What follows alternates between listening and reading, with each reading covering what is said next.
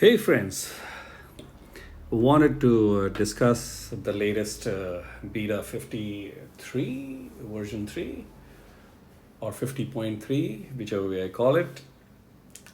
We've received new heroes to work, test, and see how they are perform and give our feedback. And plus, of course, when we play, game collects feedback from the play through servers also. Having said that, just wanted to quickly update the community.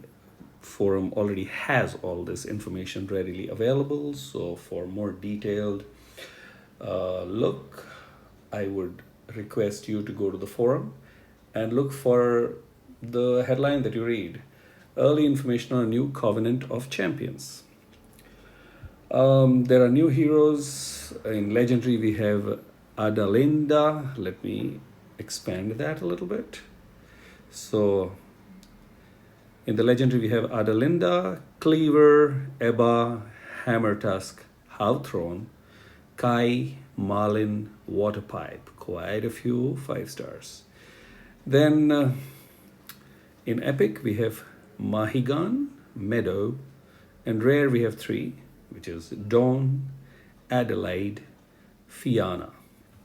Now, having said that, I will cover the heroes below and try and do it as quickly as possible because I believe not much detail needs to be gone into. I trust you guys, to just pick up the information, and for more, you can always go to the forum and look it up thoroughly. And I can always answer any specific question or do a follow-up video. Now, first thing that we move is into the family bonus. And as we see the family bonus of Monster Hunter family, which is what they're called, there is an unfortunate thing that single hero bonus doesn't exist. I guess they will bring it in the next war, in a rebalance mode or something like that. But it's 5, 10, 15, and 20% attack up for 2, 3, 4, 5 heroes. I feel that it should be for 1 hero too, but then when you look at attack up of 5% for 1 hero, it's piddly, hardly anything. So that's what I feel. Now let's go and see how do the legendary heroes look like. So the ones that we'll start with Adelinda. Let's open the card. So she is female. Power, that's attack, defense, and HP has gone up a notch. HP has moved into the 1500s with this group of heroes. She is Paladin, Ice Hero, average speed. Family is obviously Monster Hunter. Passive is, when this character casts special skill, gives Hunter mark on the random enemy, the target receives 150 damage over 3 turns.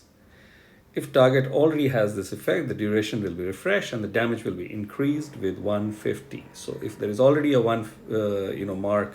Hunter's mark on the enemy and the enemy is getting 150 damage over 3 turns, which is 50, 50, 50, then if the second one comes on the same hero, it will be refreshed to 3 turns again and the damage will be increased with 150. So it will become 3 or whatever. If suppose only the last 100 or the 50, 2 turns was left or single turn is left, then 150 will get added on it, and then you go forward up to 1500 damage in total over 3 turns, I would like to believe.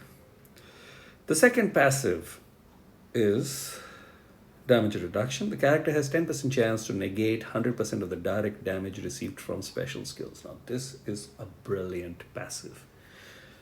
It's akin to a dodge, straightforward, ineffective special skill damage. Let's move forward. Special skill is called Hunting Charge. So Adelinda deals 340 damage to the target and nearby enemies, which is sweet. Summons a Bone Trap Find. So after whacking 340 damage to 3, she summons a bone find for the target and nearby, and the find damages the enemy 45, which is a good attack, 45%, and damage increases 8% each turn. So now we've got the rolling going up to a massive maximum of 85, which is brilliant. The bone trap find absorbs healing disappears when it has absorbed up to 30% of the owner's max health. Plus, the target and nearby enemies get minus 44 defense for 4 turns. Oh my god. Adelinda, you're going to be chased. She is brilliant. And she is ice. There are quite a few good ice heroes in in the game, but she just has taken it up a notch. In terms of one whack, then rolling and increasing find damage, then obviously find absorbs healing, and defense down. Wow. The first one itself is a whacker. Let's go to Cleaver, the second one. 5-star, fire hero, fast speed, good attack, good defense, and health. I mean, they're all top 800, 800, 1400, almost closing on to 1500.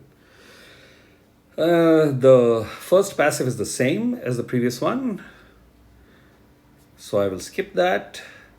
Second is again the same. So both the passives are the same. So basically, the Hunter family seems to be, Monster Hunter family seems to be automatically dodgers also.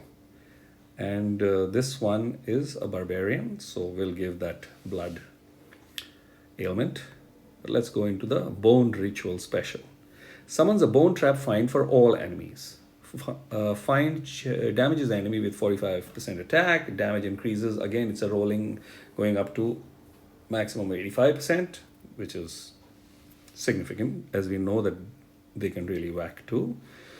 The bone trap find absorbs healing, which is again standard, up to 30% of the max health, and all enemies get minus 32% attack and further 5% increase. So, okay. Fast speed, obviously, will be a little toned down compared to the previous one, which was average speed and does crazy high damage, and not just single plain damage straightforward, but also the damage over time, area of effect, so all those things.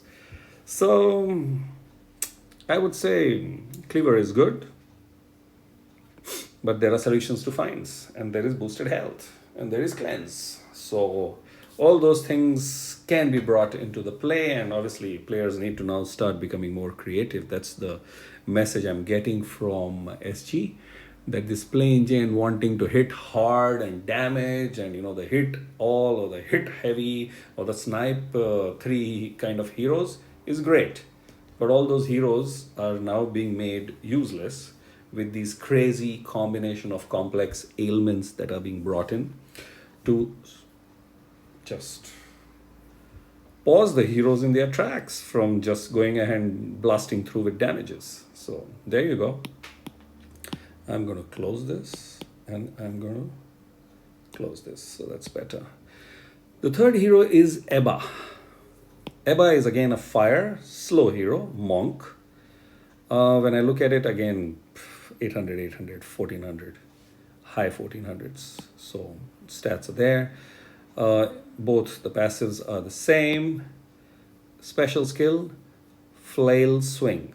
Deals 400 damage to the target, so hits one. Deals an additional 480 damage to as many random enemies as there are finds owned by enemies. So Ebba will be taken, for an attack along with an enemy, along with an ally that gives finds, because then the hit goes crazy. It's like conditional depending on ailments. The hits are crazy, like that captain from season 4, Nemo, or Auda whacks boosted health harder. Similarly over here, if there are finds, then you get harder hit. Or if you're a fine summoner like Penolite does, or a minion summoner, you get harder hits. So that part is also entering the meta. So conditional, which means you have to think things and then whack, and not the usual boring, let me give an attack up or a defense down and then whack. Okay, you can give an attack up, a defense down, and also load finds and then give a whack. So that's what's coming into play. All targets cannot cast any new status effects or stacks on the enemies or allies for 4 turns. So wow. So if three are given, say for example, I take first fire is Hannah suddenly comes into play now. She was sitting quietly in the roster, and she can really put three finds, and those three fellows cannot have status effects or stacks. Wow. All hit targets get minus 54 attack for 4 turns. So I think some heroes sitting in the roster are being revived using this. So, wow. Also, I was planning to feed away and create some roster space. That War of Three Kingdoms 4-star find killer. I forget her name. Well, I guess I already have one level, so I was thinking of I don't need to have two. I don't think so I will ever use two. Well, I may just give it a thought for a day or two, because there is loads of finds coming. Maybe sometimes you need to take two find killers. I mean, I fire one boosted health, and then I keep one charged and sitting in the corner, to be used later, and then three badass killers out of those five. Well, there are going to be now double find killers, or multiple combos of heroes that are going to come into play to survive. Let's see what Hammer Tusk does. Is Hammer Tusk related to Bolt Tusk? I guess only the portion of the name, but this is a nature barbarian.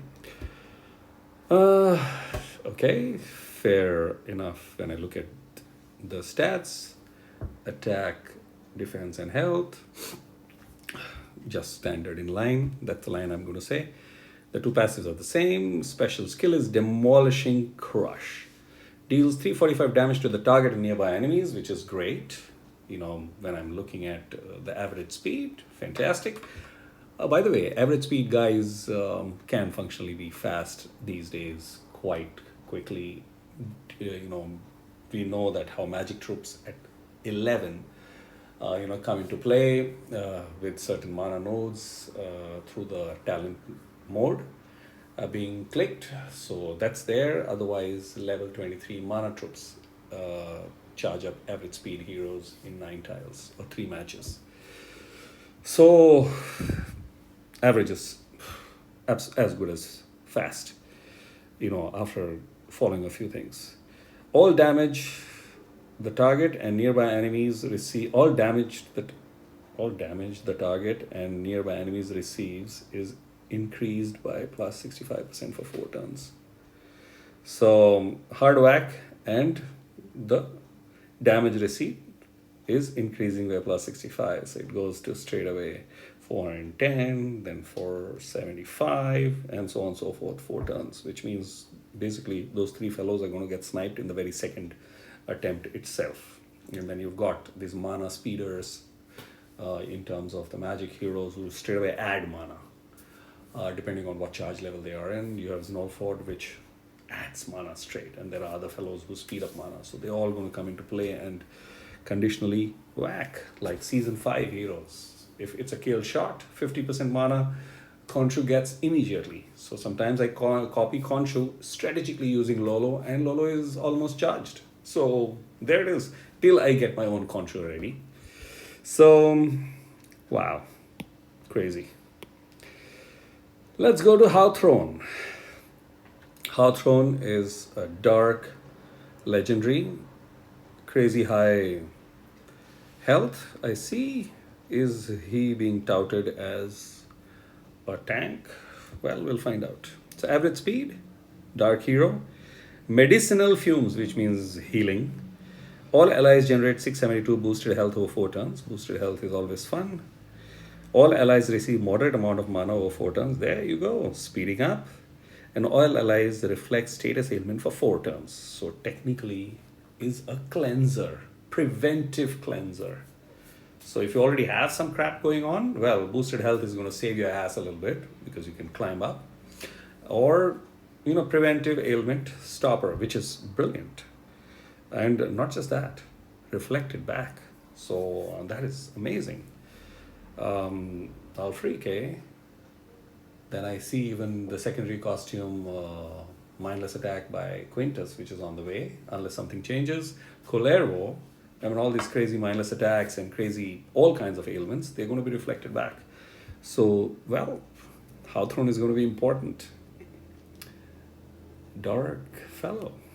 And I mean, the game loves dark tanks, so Hawthorne could turn into a clear tank because the stats are tanky.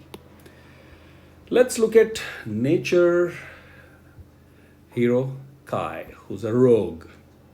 Well, dodger, very high attack, good defense, I would say, because just one node will take care of that defense to above 800. So, and good health, 1400 plus. I'm laughing my ass off as I climb down.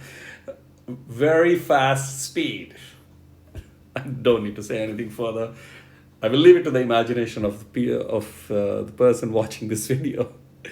Special skill is called Mantis Strike. So I would like to leave it to your imagination how the graphics would be.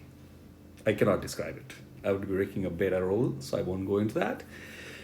Deals 445 damage to the target, summons a bone trap find for the target. Find damages the enemy by 45% and climbs damage increase by 8% to a maximum of 85. So it's in line with the design of the Hunter family.